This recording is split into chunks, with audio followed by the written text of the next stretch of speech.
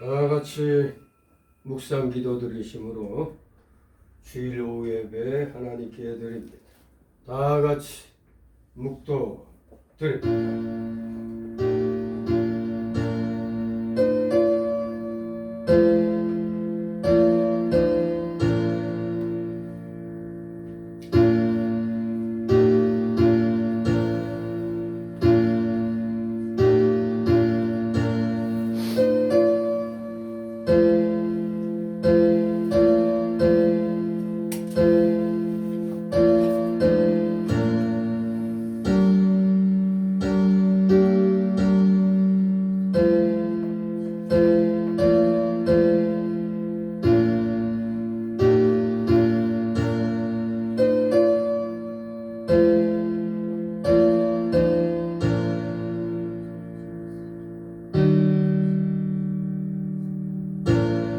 나 여호와가 너를 항상 인도하여 마른 곳에서도 네 영혼을 만족케 하며 네 뼈를 견고케 하리니 너는 물된 동산 같겠고 물이 끊어지지 아니하는 샘 같을 것이라. 아멘. 다시 사도신경으로 신앙 고백 하나님께 드립니다. 전능하사 천지를 만드신 하나님 아버지를 내가 믿사오며 그의 아들 우리 주 예수 그리스도를 믿사오니 이는 성령으로 잉태하사 동정녀 마리아에게 나시고 먼저 빌라도에게 고난을 받으사 십자가에 못 박혀 죽으시고 장사한 지 사흘 만에 죽은 자 가운데서 다시 살아나시며 하늘에 오르사 전능하신 하나님 우편에 앉아 계시다가 저리로서 산자와 죽은 자를 심판하러 오시리라. 성령을 믿사오며 거룩한 공예와 성도가 서로 교통하는 것과 죄를 사하여 주시는 것과 몸이 다시 사는 것과 영원히 사는 것을 믿사옵나이다. 아멘. 같이 찬송가 176장 부르시고 김근환 집사님 기도 인도하십니다. 176장.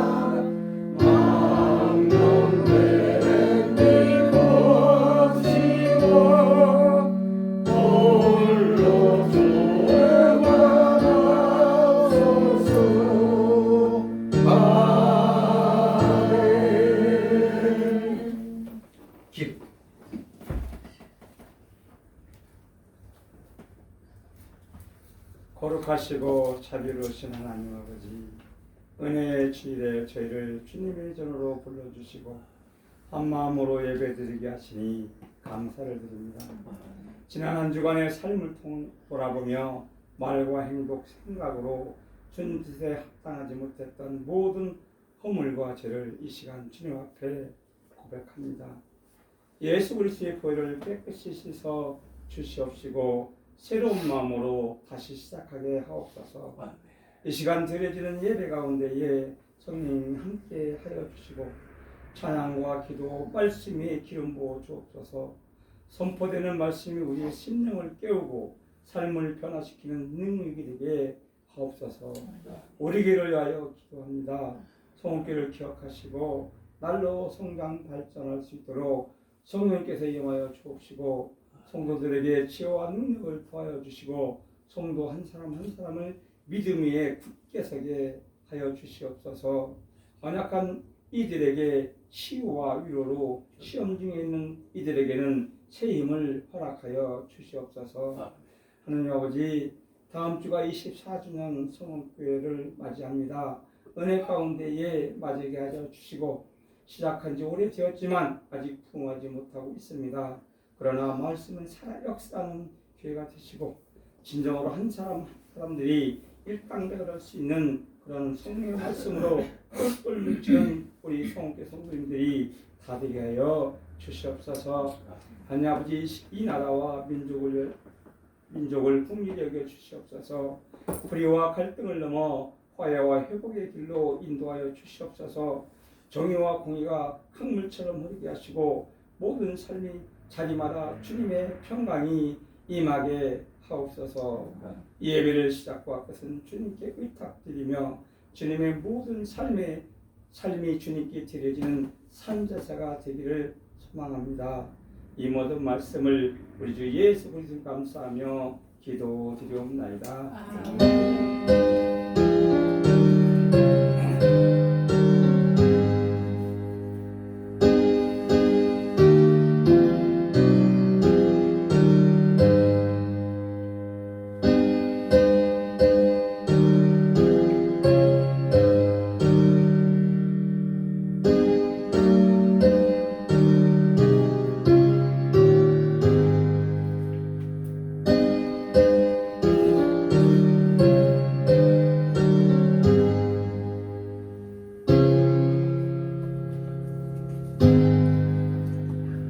네, 감사합니다. 오늘 주시는 말씀 구약성경 스가랴 4장 1절에서 14절까지의 말씀 교대로 읽도록 합니다. 스가랴 구약성경 4장 뒤쪽에 있습니다. 학계 스가랴 말라기, 이렇게 하면 말라기 전이죠. 1316쪽 1316쪽 피시면 스가랴 4장 나옵니다. 스가랴 4장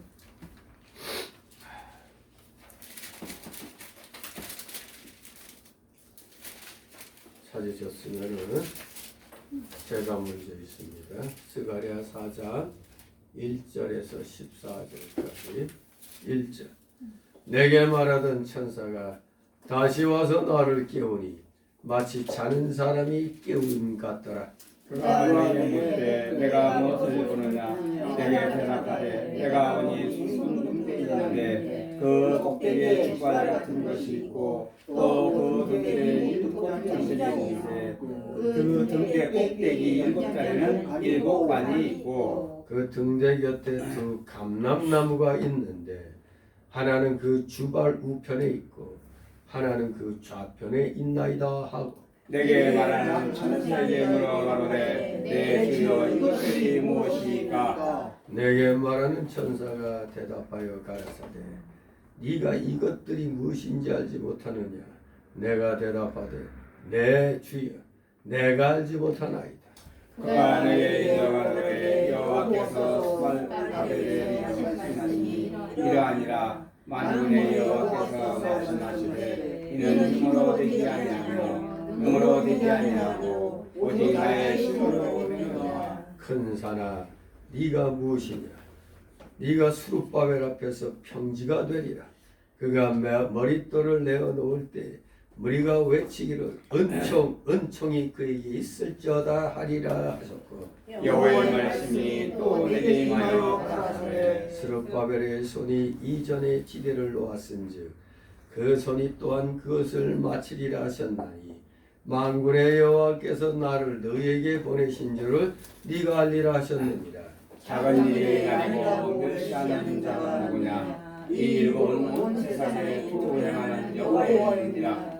다른 일이 스룹바벨의 손에 있음을 보고 기뻐하리라. 내가 그에게 물어가로되 등대 좌우에 두 감람나무는 무슨 뜻이니까 하고 다시 그에게 물어가되 금가루를 흘려내는 그 감람나무 두 가지는 무슨 뜻이니까. 그가 내게 대답하여 가로되 네가 이것이 무엇인지 알지 못하느냐. 대답하되 내 주여 알지 못하나이다. 다시 기름 발리운 자 둘이 온 세상의 주 앞에 모셔 삼는 자니라 하더라. 아멘. 네, 오늘 그 시간 스가랴 4장을 통해서 기름 발리운 자 둘이라는 제목으로 함께 은혜를 나누도록 하겠습니다. 이 스가랴서 바로 이스라엘로 하여금 성전을 성공적으로 재건하며 영적 부흥을 도모하도록 격려하기 위해서 성령의 감동으로 이 스가랴서를 기록하게 했습니다. 네, 바로 하나님의 말씀이 직접 id도의 손자 데가랴의 아들인 스가랴에 임했다 하는 것을 보고 바로 1장 1절에 쭉 이렇게 나오고 있는데, 그리고 이 내용을 보면 스가랴가 자신을 1인칭으로 칭했음을 내가 이런 것을 쭉 살필 수 있겠고, 또 제사장 가문 출신으로 어릴 때부터 선지자 사명을 받았음을 2장 4절을 통해서 알 수가 있습니다. 이 스가랴서의 저자는 그래서 스가랴라 이렇게 보고 있는데, 이 스가랴서의 특징은 에스겔서와 같이 상징적인 환상이 많습니다. 상징적인 환상. 그리고 이사야서와 비슷하게 메시아 예언이 많습니다. 메시아 예언. 그리고 또 천사에 대한 언급이 나오고, 또 만군의 여호와라는 표현 및 종말론적인 그런 예언이 많이 나오는 것을 보게 됩니다. 아무튼 이 스가랴서를 읽다 보면은 상당히 그 회화체 산문과 시적 표현이 많이 써 있음을 보게 됩니다. 회화적인 그런 그 산문과 시적 표현이 많다. 그리고 그 문체가 평가되기로는 다소 거칠다. 균형미와 완결미에서 좀 떨어진다. 이렇게 얘기를 합니다만, 그런 것처럼 이 내용도 환상과 예언 및 상징적인 표현 등이 많이 나옴으로 인해 가지고 상당히 그 이해하기, 즉 해석하기 힘든 책, 난해한 책으로 평가되어지고 있습니다.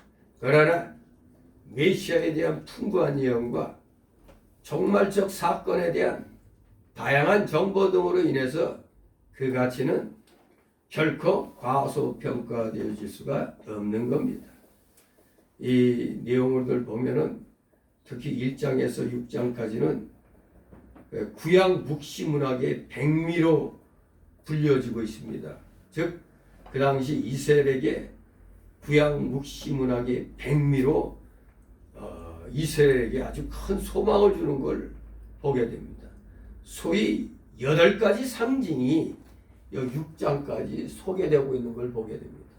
8가지 환상을 통해서 하나님의 그 메시지를 많이 깨닫다 보니까 오늘날 우리 성도들에게도 마찬가지로 유익한 그러한 시사를 해주고 있다 봅니다. 아무튼 그 당시 포로 생활하던 이스라엘 백성들에게 있어서는 상당히 큰 소망을 준다. 그렇게 얘기할 수가 있습니다. 아무튼 1장부터 쭉 보면은 이 민족적인 회개를 요구하는 것을 보게 됩니다. 민족적인 회개. 이 내용을 보면 지난날 하나님의 말씀을 순종하지 않아 징벌을 받은 조상들이 범한 죄를 너희는 두 번 다시 반복해서는 안 된다. 이것을 1장부터 권면해 가고 있습니다. 조상들이 범한 죄를 두 번 다시 너희는 범하지 말라. 그러면서 이제 내가 전하는 말을 하나님의 이 전한 하나님 메시지에 귀를 기울이라. 그러면서 이제 회개를 촉구함과 동시에 무려 8가지 환상으로서 예언을 하시는 가운데 이 4장은 5번째 환상에 해당이 됩니다. 스룹바벨 총독으로 하여금 힘에 겨운 성전 재건 사업을 하고 있었습니다. 그러니 얼마나 피곤하겠어요. 그러니까 성전 재건 사업에 낙심하지 말라고 격려를 하고 있는 5번째 그 환상을 주고 있습니다. 여기 환상의 특징은 요새 이단들이 좋아하는 감람나무 이야기가 나옵니다. 순금등대와 두 감람나무를 통해서 이 5번째 환상이 주어집니다. 아무튼 이 5번째 환상은 하나님의 신이 스룹바벨과 여호수아에게 이제 능력을 더해주게 되는데, 여기 이 환상을 통해서 등대와 7등자는 1차적으로 세워지고 있는 성전을 상징합니다. 1차적으로는 등대와 7등자니, 근데 한 걸음 더 나아가면은 그리스도에 의해서 세워질 교회, 계시록 1장 20절에 그리스도에 의해서 세워질 교회를 예표하는 겁니다. 등잔의 빛이 세상에 널리 비추는 것도 인간의 힘이 아니라 성령의 능력으로 복음이 확장될 것을 예시하는 겁니다. 성령의 능력으로. 우리 사람의 지혜로 하지 말라고 그랬죠? 하나님의 지혜에 힘입어서 복음을 뱀 같은 지혜로 비둘기 같은 순결함을 가지고 해야 된다고 말씀을 드렸습니다. 자, 그러면 오늘 내용을 3단락으로 나누어 살펴봅니다. 첫 번째 단락은 1절에서 3절까지로 순금등대와 감람나무. 두 번째 단락은 4절, 7절로 성전 재건의 주역인 스룹바벨을 격려하시는 하나님을 보게 됩니다. 큰 산이 신의 역사로 평지가 됨을 말씀하고 있습니다. 신의 역사로 큰 산이 평지가 되다. 즉 성전 재건의 주역인 스룹바벨을 이 말씀으로 격려하십니다. 세 번째 단락은 11절 14절로 이제 두 감람나무와 그에 대한 해석입니다. 자, 먼저 첫 번째 단락 1절 3절 순금등대와 감람나무. 1절 3절 읽습니다. 내게 말하는 천사가 다시 와서 나를 깨우니 마치 자는 사람이 깨우임 같더라. 그가 내게 묻되 네가 무엇을 보느냐? 내가 대답하되 내가 보니 순금등대가 있는데 그 꼭대기에 주말 같은 것이 있고 또 그 등대에 7등잔이 있으며 그 등대 꼭대기 등잔에는 7관이 있고 그 등대 곁에 두 감람나무가 있는데 하나는 그 주말 우편에 있고 하나는 그 좌편에 있나이다 하고. 아멘. 네, 우리 하나님께서 스가랴 선지자에게 순금등대를 보여주셨습니다. 순금등대. 그 등대는 여러분도 익히 본 대로 7가지로 갈라져 7 촛대가 되고 있습니다. 그리고 7 촛대 위에는 불을 켤 수 있는 등잔들이 쫙 놓이게 되죠. 그리고 이러한 등대 양옆에는 감람나무가 있다고 했습니다. 그리고 그 감람나무에서 등대까지 연결된 금관, 금파이프가 있어 그 관으로 감람나무 기름이 등잔에 공급되어 7 등잔에 불을 켤 수 있게 되어 있었습니다. 두 감람나무에서 관이 쭉 이 등대에 연결돼 가지고 이 감람나무 기름이 그 등대에 전달이 되는 겁니다. 바로 이 숭금 등대와 두 감람나무, 숭금 등대는 불을 비치는 데죠. 바다에서 길을 알리는, 이쪽으로 들어와야만이 암초에 안 걸린다는 그 표시가 있는 게 등대죠. 바로 교회를 가리킵니다. 교회. 오늘날 이 세상의 등대는 교회인 것입니다. 인천 상륙작전 때 인천 앞바다, 월미도 앞바다의 그 등대를 확보 못했으면은 인천 상륙작전은 그야말로 실패가 됐습니다. 바로 등대를 갖다 쫙 비축으로 말미암아 저 바다 위에 떠 있던 이 상륙함들이 그대로 그냥 몰려올 수가 있게 되는 거예요. 그야말로 무슨 그 당시로 보면 영화 같지도 않지만 영화의 한 장면과 같은 겁니다.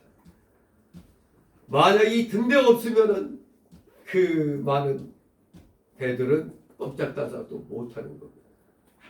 오늘날에 길을 잃고 헤매는 국민들, 이 백성들에게 나아갈 길을 밝혀주는 게 이 교회라 이겁니다. 교회 목사들이 하나님 말씀을 빛으로 비추고 있는 겁니다. 하나님 말씀으로 성도들을 교육을 하는 겁니다. 그러다 보니까 목회자의 이 설교가 성도들의 신앙을 지배를 하는 거죠. 설교로 인하여 신앙이 지배되는데, 이걸 가지고 저 정광호 목사를 1년 전에 서부지방법원 그게 무슨 폭동이에요. 저놈들은 폭동이라고 그냥 하는데, 서부지법 사태 그걸 배후에서 조종했는데 왜 가뒀느냐? 증거인멸의 우려가 있다고. 아니 세상에 1년 전에 건데 지금 와가지고 증거인멸의 우려가 있다고. 증거인멸하려고 했으면 벌써 깨끗이 다 돼 있네. 근데 그 판사놈, 어떤 놈인지 모르네. 그 죽일 놈들입니다. 목사가 설교 즉 신앙으로 지배를 했기 때문에 그게 사주항거가 된다는 거예요. 정말 앞으로 이렇게 해서 목사들, 반대하는 목사들 하나하나 잡아 넣겠다는 얘기죠.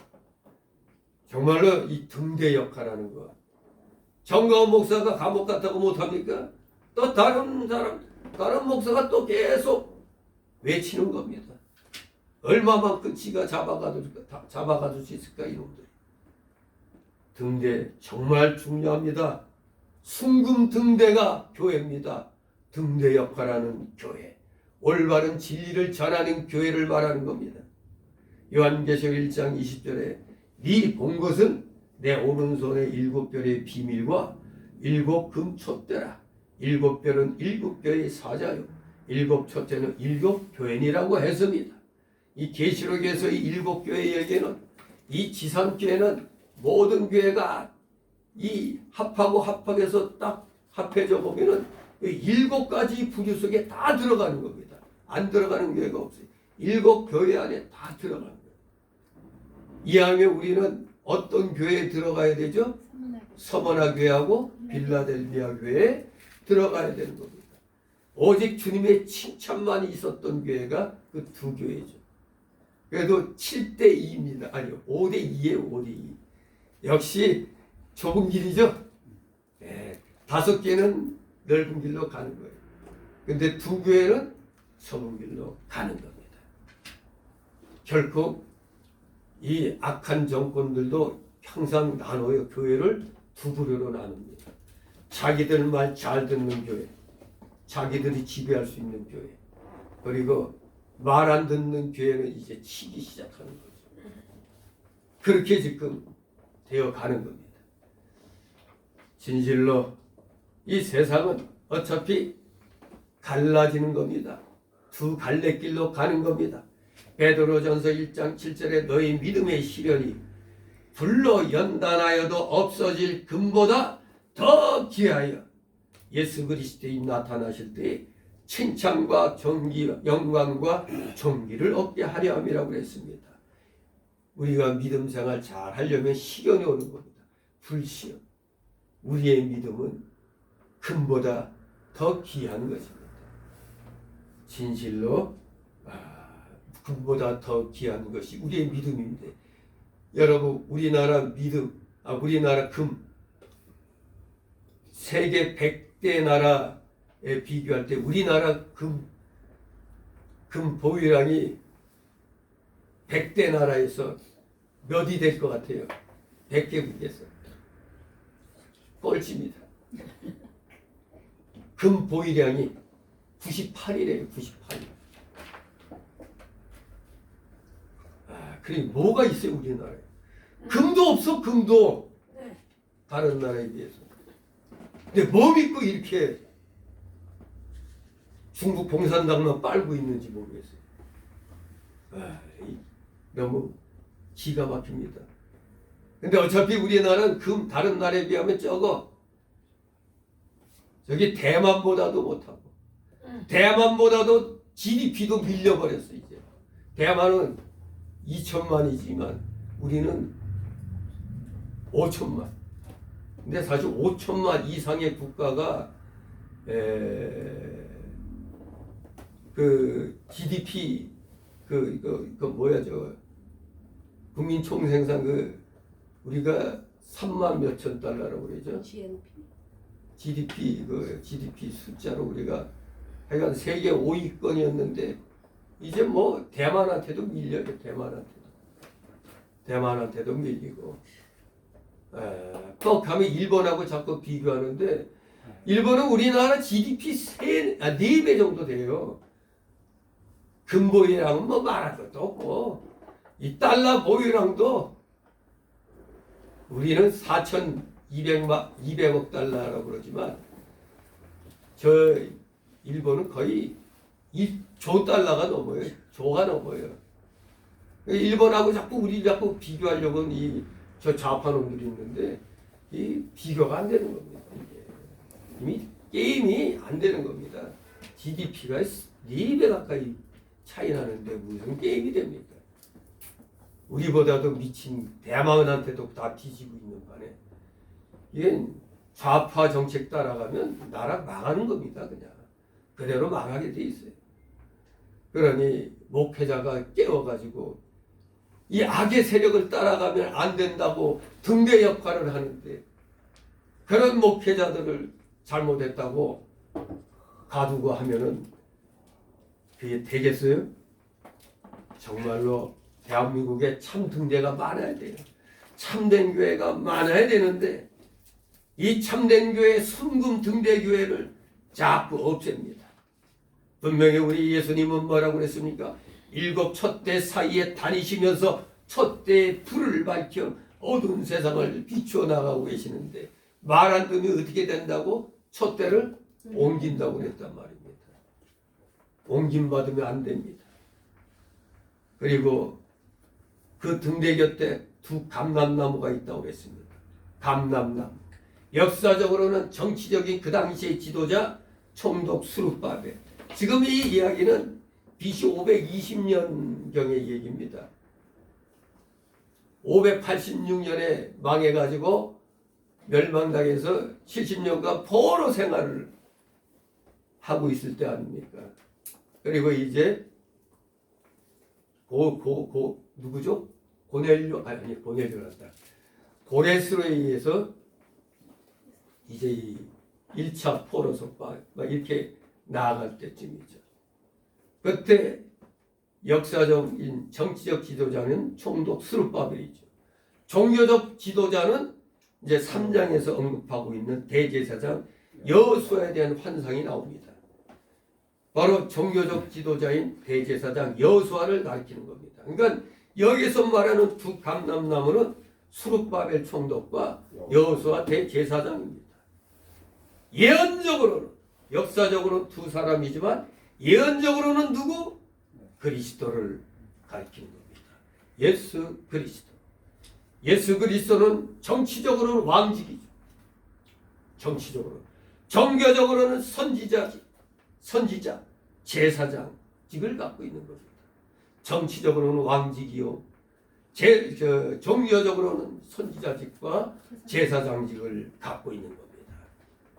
바로 정치적, 종교적으로 구원 사역을 예수 그리스도께서 하시는 겁니다. 예수 그리스도는 한 분이지만 이렇게 직분이 정치적 직분, 종교적 직분으로 둘이기 때문에 두 감람나무라고 한 것입니다. 요한계시록 11장 4절에 이는 이 땅에 주 앞에 섰는 두 감람나무와 두 촛대니라고 했습니다. 그러므로 두 감람나무와 두 촛대는 동일한 것입니다. 요한계시록 1장 20절에는 촛대는 교회라고 했으므로 여기 감람나무 역시 교회를 가리키는 겁니다. 교회, 감람나무 역시. 그러므로 감람나무는 예수 그리스도를 가리키는 동시에 또한 교회를 가리키는 겁니다. 교회는 그래서 우리가 뭐라고 그래? 그리스도의 몸이라고 그랬습니다. 그리스도는 교회의 머리라고 에베소 1장 22절 13절에 말씀합니다. 고로 그리스도와 교회는 하나다 이겁니다. 그리스도와 교회는 하나다. 교회는 감람나무 되는 예수 그리스도로부터 은혜와 진리를 계속 공급받아야 신앙의 등불이 켜지고 생명의 등불이 켜지는 겁니다. 그러면 거기 등잔에 7관이 있다고 그랬죠. 7관. 7관이 뭘까요? 관을 통해서 기름이 전달되죠. 기름이. 즉 하나님께서 사용하는 종들을 가리킵니다. 오늘날의 교역자들, 목회자들을 말합니다. 하나님께서 예수 그리스도를 통해 진리와 은혜를 교회에 공급하실 때 관이 되는 즉 파이프 역할하는 교역자를 통해서 공급하십니다. 교역자는 예수 그리스도로부터 은혜와 진리를 받아 교회에 공급해주는 관과 같은 역할을 합니다. 교회가 교역자를 통해서 은혜와 진리를 받아 신앙의 불을 켜고 생명의 역사가 일어나서 그 빛이 비추어 나가야 됩니다. 관이 금으로 된 것은 무슨 말일까요? 관이 금으로 됐다. 우리의 믿음은 뭐 같은 믿음? 뭐보다 더 귀한 믿음? 금보다 더 귀한 믿음이라고 했습니다. 그러므로 이 관, 교역자가 순전한 믿음으로 금보다 더 귀한 믿음으로 일해야 될 것을 가리키는 겁니다. 금관, 관이 금으로 됐다는 건 바로 순전한 믿음으로 일해야 된다. 그걸 말하는 겁니다. 그 금관이 막히거나 기름이 새거나 하면 등불을 켜나갈 수가 없습니다. 그래서 교육자는 항상 먼저 항상 이 심령이 끼어서 예수 그리스도와 교통하여 막히지 말고 또한 교인들과도 막히지 말고 잘 소통돼야 되는 겁니다. 오전에 말한 그 행복을 하는 교회가 겉으로 봤을 때는 교인들하고 맨날 무슨 교육, 무슨 전도 교육 해가지고 뭐 되게 잘 이렇게 소통이 돼가는 걸로 알았었는데 알고 보니까 따로였다 이거 아닙니까? 어떻게 이 소통이 서로 항상 잘 되고 있는데 목회자 제치고 교인들이 교회를 갖다 탈퇴 광고를 해요? 말이 안 되잖아요. 정말로 교역자가 먼저 항상 심령이 깨야 되는데 보면은 항상 그 뭐 설교할 때 이렇게 들어보면은 이 좀 거꾸로 반대로 얘기를 해. 항상 우리 강 목사도 항상 그 얘기하지만 그건 듣고 나면 이 양반은 이 장로교 교리를 거꾸로 얘기해. 항상 그런 얘기를 주고받거든요. 역시 아닌 게 아니라 결과가 말해주는 겁니다. 저는 그래서 깜짝 놀란 거예요. 어떻게 교인들이 목회자의 그 이름으로 광고가 나와야 되는데 교인들 이름으로 탈퇴 광고가 나냐 이겁니다. 그렇습니다.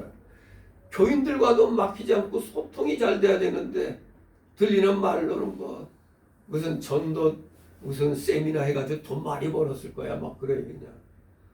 본인은 돈 많이 벌었을 거라 그러는 거야. 이거 뭔 소리요?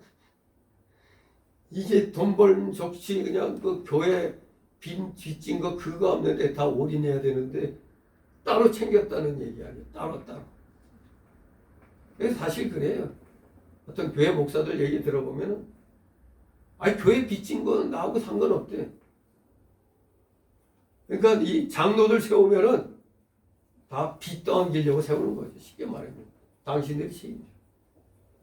나 목회자는 이거 책임 없어요. 이런 식이죠. 이게 가만 생각해보면 개척교회를 정말로 자기 피땀 흘려가면서 세워보지 않은 사람은 그런 말 할 수 있어. 근데 그냥 내 있는 거 다 털어갖고 교회 개척해갖고 나갔는데 그게 어떻게 해? 그렇게 남이 빚이 되는 거예요. 내 빚이 되는 거예요. 저는 가진 거 없어도 뭐 누가 이제 후임이 오면은 그대로 내주고 나가야지 뭐. 아무튼 무슨 뭐 이걸 또 털어서 뭐 갖는다 그런 거 없어요. 그냥 그대로 뭐 본인이 월세 낼 자신만 있으면 맡아서 하는 거예요. 그냥 뭐 보증금 본인이 모아놓은 거 있다면은 인사치레로 준다면 몰라도 우리는 그런 거 받을 생각도 없어. 그냥 그대로 놓고 본인이 목회하게 놔두면 되는 거예요. 교회를 세워서 물려주지 못할 망정 보증금 하나 못 내주겠어요. 이게 아무튼 내 거가 아니기 때문에 그래요. 비록 내 돈 투자해가지고 했어도 결국은 내 거는 아닙니다. 하나님 겁니다. 아무튼 이렇게 끝까지 교인들과의 소통 이것이 잘 돼야 됩니다. 교육자가 예수 그리스도 오는 은혜를 받아 성경 진리를 깊이 깨닫고 교인들에게 전달해 줘야 되는 겁니다. 이것이 바르게 전달돼야지 하나님과 나는 하나다. 하나로 이렇게 말씀으로 교통되고 있구나. 이걸 느끼는 겁니다. 성령으로 하나 돼가지고 교통이 되는 겁니다. 만일 교육자가 예수 그리스도와 교통이 끊어지거나 교인들과 막히면 신앙의 불이 꺼지고 생명의 역사가 중단이 되는 겁니다. 그래서 항상 성도들도 예수 그리스도와 영적으로 막힘이 없이 교통하며 교역자와도 막혀서는 안 되는 겁니다. 왜요? 근간이 막히면 기름이 흘러내려오지 못하잖아요. 그럼 등불이 꺼지는 겁니다. 항상 교역자와 하나님과의 교통이 잘 이루어지고 또 교역자와 교인이 막힘이 없어야 감람나무 기름이 교회에 잘 공급이 되는 겁니다. 또 간에 구멍이 뚫리면 기름이 밖으로 흘러나와 촛대 기름이 공급되지 못하는 것처럼 교역자가 세상으로 기울어지고 세상주의로 나가면 은혜와 진리를 교회에 공급하지 못하는 겁니다.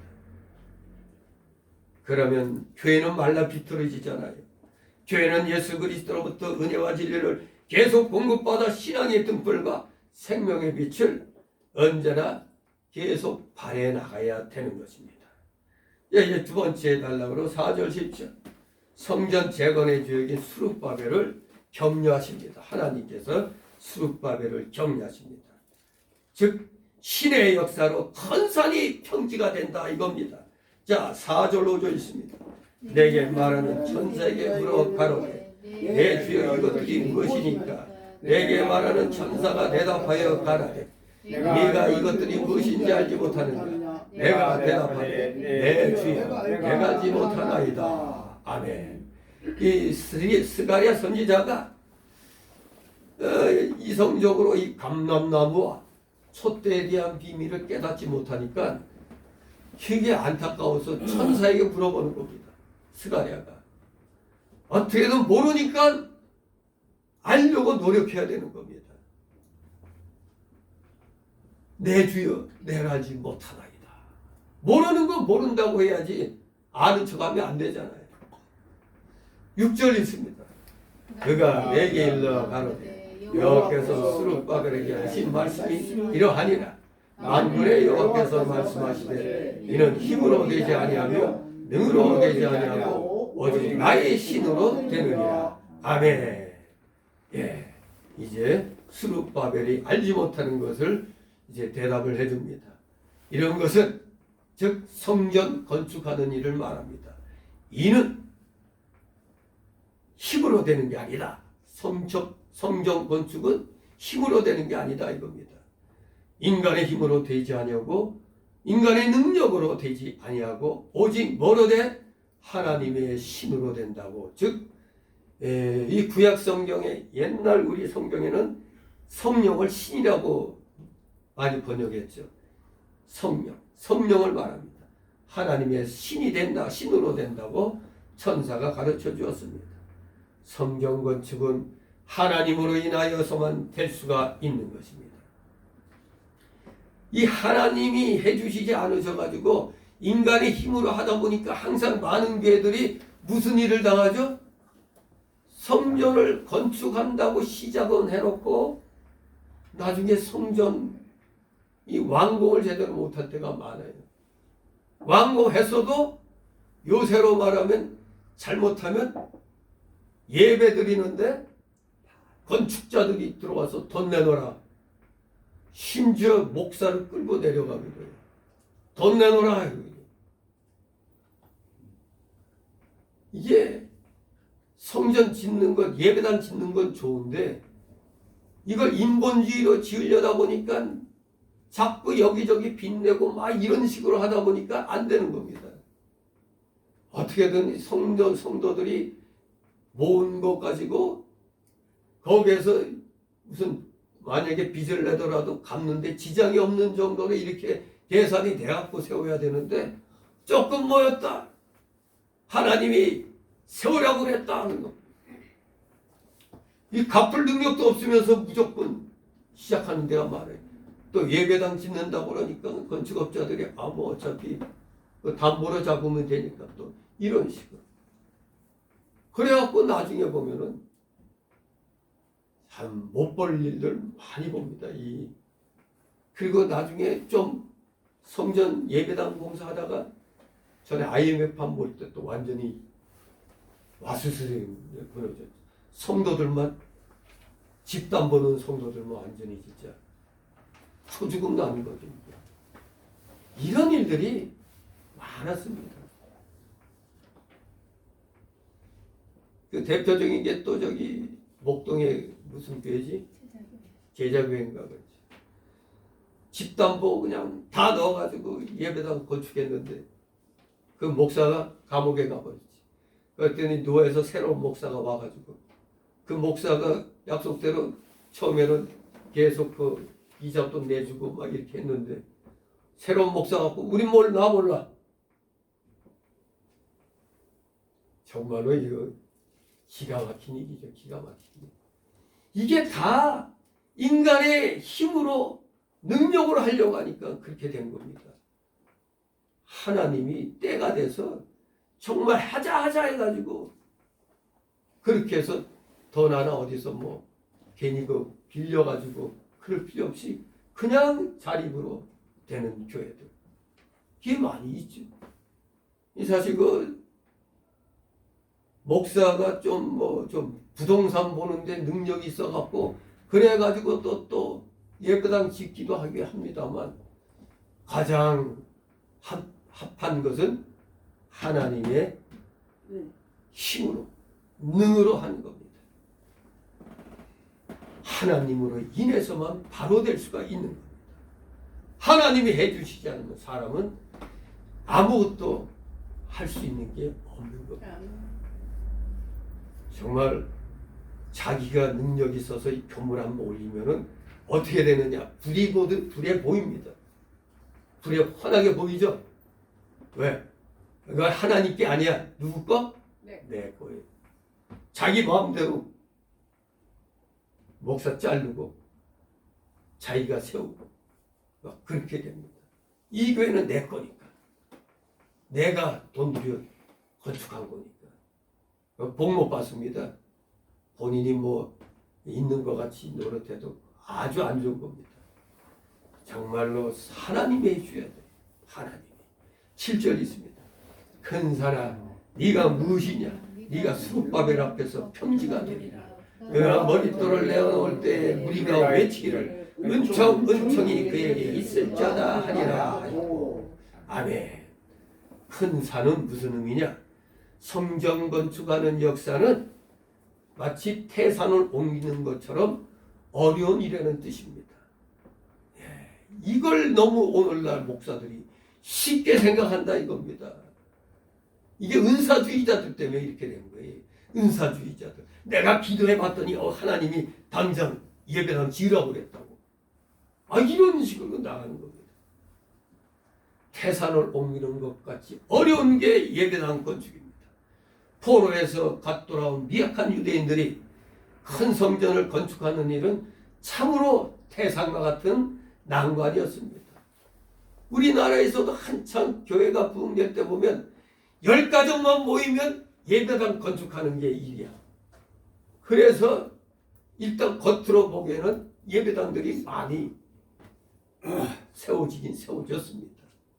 그러다 보니까 이 교회는 내 거야 하는 이제 이런 알개머리 이게 이제 자리 잡는 거죠. 네가 수르바벨 앞에서 평지가 되리라. 즉 성전 건축 공사가 큰 산을 옮기는 것과 같은 난공사여 아무리 큰 역사라 할지라도 하나님의 뜻을 따라 성령을 힘입어 나가는 스룹바벨 앞에서는 그거는 아무것도 아니다 이겁니다. 왜? 스룹바벨에게는 하나님이 능히 그 일을 성취할 수 있는 힘과 능력을 주신다는 겁니다. 수립바벨 앞에서는 평지같이 된다 이겁니다. 아무리 큰 역경일지라도 스룹바벨의 지시를 따라 전 백성이 힘을 합하여 믿음을 쓰고 모든 정성과 물질과 힘을 기울일 때 성령께서 능히 건축되게 해주신다는 뜻입니다. 백성들이 미약하고 물질적으로 비록 미약해도 모든 힘과 정성을 다 기울여 하나님의 명령에 순종하면 성령의 능력으로 그 일을 형통케 해주신다는 겁니다. 성령의 능력으로. 8절 9절 있습니다. 여호와의 말씀이 또 내게 임하여 가라사대 스룹바벨의 손이 이전에 지대를 놓았은즉 그 손이 또한 그것을 마치리라 하셨나니 만군의 여호와께서 나를 너희에게 보내신 줄을 네가 알리라 하셨느니라. 아멘. 스룹바벨을 통해서 성전의 지대를 놓게 하신 하나님께서는 스룹바벨을 통해서 그 공사가 마치게 해 주시겠다는 약속입니다. 즉 일을 시작하신 하나님은 그 일을 또 반드시 성취하십니다. 시작하신 이가 하나님이시면 마치시는 일도 하나님이 하십니다. 절대 하나님께 이용당하여 하는 일에는 실패가 전혀 없는 것입니다. 여호와께서 나를 너에게 보내신 줄을 네가 알리라. 네, 하나님의 종이 그 하는 일이 성공할 때, 즉 하나님의 능력의 역사가 나타날 때 사람들은 바로 그때서야 그 종을 하나님이 보내신 줄로 알고 하나님이 쓰시는 줄도 알게 되는 것입니다. 이때 하나님의 종의 권위가 나타나는 겁니다. 하나님의 말씀대로 했더니 일이 돼. 그러니 하나님이 보내신 종이 맞구나. 하나님 손에 붙들려 있구나. 그걸 알게 되잖아요. 그러므로 인해서 그 종의 권위가 올라가죠. 즉 하나님이 쓰시는 종이 맞다는 얘기가 되는 겁니다. 10절 읽습니다. 작은 일의 날이라고 멸시하는 자가 누구냐? 이 일곱은 온 세상에 두루 행하는 여호와의 눈이라. 달인들이 스룹바벨의 손에 있음을 보고 기뻐하리라. 아멘. 작은 일의 날이라 멸시하는 자가 누구냐? 작은 일의 날. 이것은 뭐냐? 스룹바벨이 성전을 공사하기 위해서 지대를 놓는 날을 말합니다. 비로소 이제 기본 이 기본 이 토대를 이제 만드는 그 날을 말합니다. 지대를 놓은 스룹바벨 성전은 옛날 솔로몬 성전의 지대를 본 사람들 눈에는 기가 안 찰 겁니다. 옛날 솔로몬 성전에 비하면 너무나 미약하다는 겁니다. 옛날 솔로몬 성전은 많은 재물과 좋은 재료와 많은 인력을 동원해서 건설했으나 현재 포로에서 돌아온 유다 백성은 모든 면에서 미약함으로 성전을 보잘것없이 지은 겁니다. 성전, 즉 이 스룹바벨 성전을 보고 젊은이들은 이제 처음 보는 거니까 기뻐하고 뛰놀았으나 옛날 솔로몬 성전을 본 노인들은 그 성전이 지난날 솔로몬 성전에 비해 너무 초라하니까 어떻게 했다? 대성 통곡을 했다고 에스라 3장 12절에 말씀합니다. 젊은이들은 모르니까 그때 솔로몬 성전이 어땠는지 못 봤으니까. 그러나 노인네들은 아이고 하면서 그냥 대성통곡이다 이겁니다. 학개서 2장 3절에 너희 중에 남아있는 자 그 이전에 이전 영광을 본 자가 누구냐? 이제 이것이 너희에게 어떻게 보이느냐? 이것이 너희 눈에 보잘것이 없지 아니하냐? 그렇습니다. 노인들의 눈에는 너무나 슬펐습니다. 너무나 초라했습니다. 그러나 이게 작은 일의 날이라고 멸시하는 자가 누구냐? 즉 아무리 이 스룹바벨 성전이 미약하고 보잘것없이 보여도 절대 멸시해서는 안 된다는 얘기입니다. 왜? 하나님께서 함께 하시고 하나님의 영광이 임하기 때문이라고 학개서 2장 3절 9절에 말씀하기 때문에 아무리 보잘것없어 보인다 할지라도 절대 멸시하면 안 된다는 겁니다. 여호와의 눈이 바로 다림줄 스룹바벨의 손에 있음을 보고 기뻐하리라. 여기 이 일곱이 바로 온 세상에 두루 행하는 여호와의 눈이라고 그랬습니다. 여호와의 눈은 뭡니까? 두 글자로 성령을 가리킵니다. 스룹바벨 성전이 비록 보잘것없지만 거기에는 뭐가 계신다고? 성령이 계시는 겁니다. 성령이 계시는 거예요. 성령이 함께 하시는 겁니다.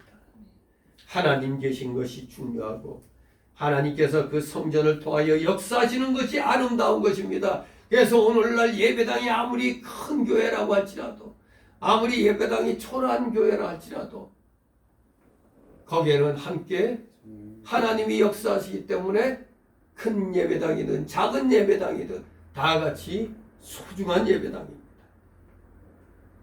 비록 성전이 초라해도 하나님의 약속과 하나님의 신이 함께 하시고 하나님의 영적 역사가 있으면 그것으로 만족해야 됩니다. 거기에는 애굽에서 나올 때 주신 말씀이 있고 여호와의 신이 그 가운데 있으므로 나중에는 하나님의 영광으로 충만케 될 것입니다. 하나님의 약속의 말씀이 있고 성령께서는 능력으로 그 약속을 반드시 성취하십니다. 진실로 오늘날 우리 인간들은 그저 눈으로 보기에 크고 화려하면 감탄하고 좋아합니다만 진짜 하나님 우리 성령께서 계시냐 안 계시냐가 중요한 겁니다. 아무리 화려하고 크면 뭐합니까? 하나님의 영광이 함께하지 않으면 아무것도 아닌 겁니다. 그는 일반 그 무당 굿하는 데하고 똑같은 거 아닙니까? 성령이 안 계시면 아무 소용없는 겁니다. 아무리 화려하고 웅장해도 성령이 아니 계시면 아무것도 아닌 것입니다. 마지막 세 번째 단락으로 11절 14절 두 감람나무와 그 해석이 나옵니다. 11절 12절 있습니다. 내가 그에게 물어가거든 근데 좌우의 두 감람나무는 무슨 뜻이니까 하고 다시 그에게 물어가거든 금기름을 흘러내는 두 금관 옆에 있는 이 감람나무 두 가지는 무슨 뜻이니까. 아멘. 선지자라고 다 아는 게 아닙니다. 가르쳐줘야 하는 겁니다. 선지자 스가랴는 모르니까 다 물어봅니다. 등대 좌우에 기름을 흘려내는 두 감람나무와 그 두 가지의 뜻을 천사에게 물어봤습니다. 물어봐야 물어본다는 거 구하는 겁니다. 구하는 자에게 주시는 하나님이십니다. 구하지 아니한 자에게는 안 주십니다. 답답하면 구해야 될 거 아닙니까? 답답해도 구하지 않으면 누구 책임이요? 본인 책임. 본인 책임. 답답하면 구해야 됩니다. 반드시 구하는 자에게 주십니다. 13절 있습니다. 그가 내가 대답하여 네가 이것이 무엇인지 알지 못하느냐 대답하되 내 줄 알지 못하나이다. 아멘. 네가 이것이 무엇인지 알지 못하느냐고 천사가 물어보는데 즉 이 말은 뭐냐? 너는 선지자인데 이것도 알지 못하느냐?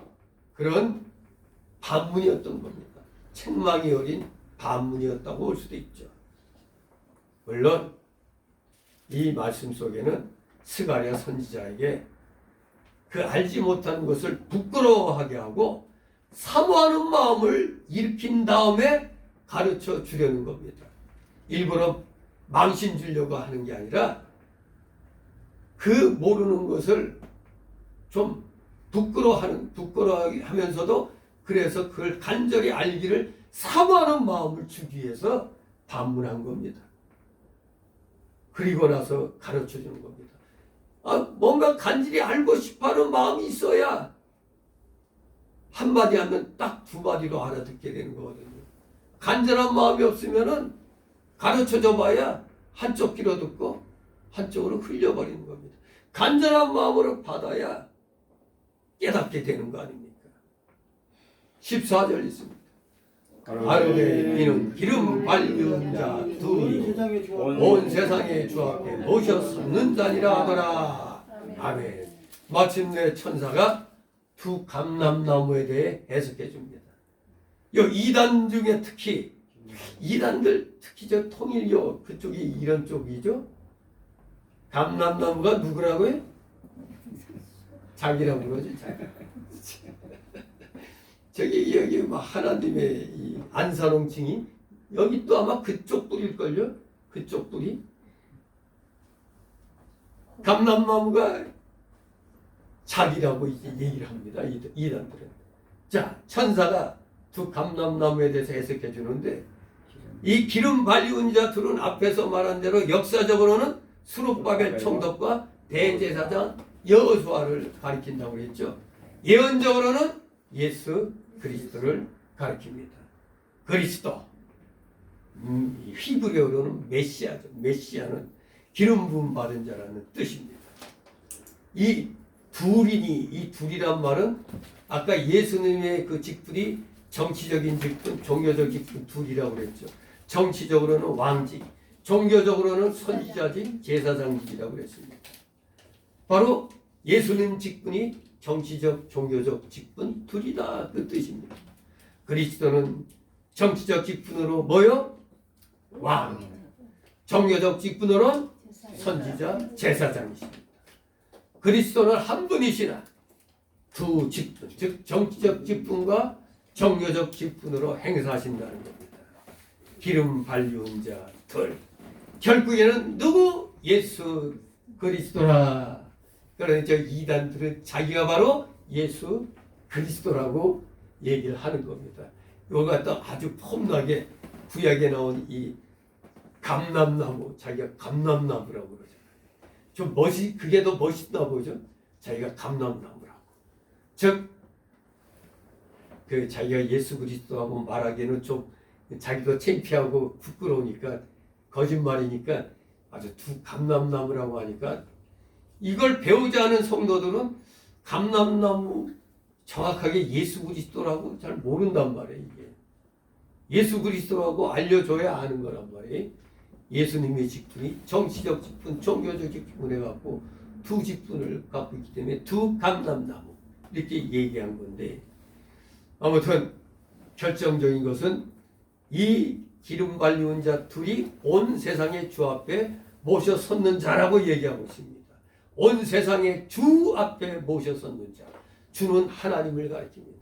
마태복음 2장 44절에 주께서 내 주께 이르시되라고 하였는데, 여기 처음 주는 마태복음 22장 44절에 주께서 내 주께 할 때 처음 주는 성부 하나님, 내 주께 다음 주는 바로 예수 그리스도 성자를 가리킵니다.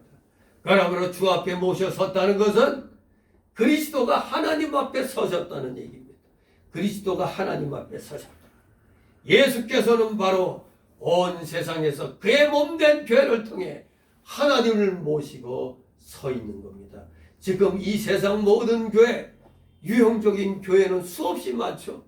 각 나라마다, 각 지방마다 눈에 보이는 유형적인 교회는 수도 세할 수 없이 많아요. 그러나 무형적인 교회는 이 불가연적, 그러니까 불가연적 교회는, 눈에 보이지 않는 교회는 딱 하나입니다. 전 세상을 통해서, 우주를 통해서 하나예요. 눈에 보이지 않는 교회는 하나. 그러나 눈에 보이는 이 가현적인 교회는 무지기수로 많습니다. 그러나 무형적인 교회는 오직 하나입니다. 온 세상에서 바로 하나님께서는, 우리 주님께서는 그의 몸된 교회를 통해 성부를 모시고 서 있는 겁니다. 그러니 이 교회가 얼마나 중요합니까? 이 세상을 교회가 비춘다고 그랬죠. 등대 불 꺼지면 바다에 이 배들이 항로를 잃어버리는 겁니다. 잘못하면 암초 만나는 거죠. 이만큼 이 세상에서 교회의 역할이 중요한 겁니다. 그러니 이 독재자들은 교회를 어떻게든지 없애버리고 자기 발 아래 꿀리게 만들려고 하는 겁니다. 그러니 이 교회를 지켜야 되는 겁니다. 교회를 지켜야 내가 살고 우리의 후손도 사는 겁니다. 나 혼자만 살다가 가면 그만이지. 아닙니다. 그러면 왜 자식을 낳았어요? 결혼할 필요도 없지. 그냥 혼자 살다가 혼자 가지 뭐. 분명히 하나님은 이 세상 끝날까지 바로 이 교회를 통해서 이 세상을 통치하고 계시는 겁니다. 그래서 이 교회를 중요하게 여겨야 돼요. 이유는 하나님이 함께 하시고 하나님이 통치하시기 때문에 제일 중요한 기관인 것입니다. 교회가 살아야 내가 살고 이 나라, 이 민족이 사는 겁니다. 이것을 분명히 알고 이 어두운 시대에 우리 다같이 교회의 일원으로서 몸된 교회를 지켜나가는데 우리 최선을 다하는 자 되시기를 주님의 이름으로 축원합니다. 기도합니다. 거룩하신 하나님 아버지, 은혜를 감사드립니다. 세상을 비추는 등대와 같은 역할하는 이 교회들이 진리에 바로 서서 진실로 하나님께 영광 돌려드리는데 좀도 부족함이 없는 온전한 교회로서 자기 역할 잘 감당할 수 있도록 늘대로 충만케 하여 주시옵소서. 감사드리며 예수 그리스도의 이름으로 기도드리옵나이다. 아멘. 같이 찬송가 190조.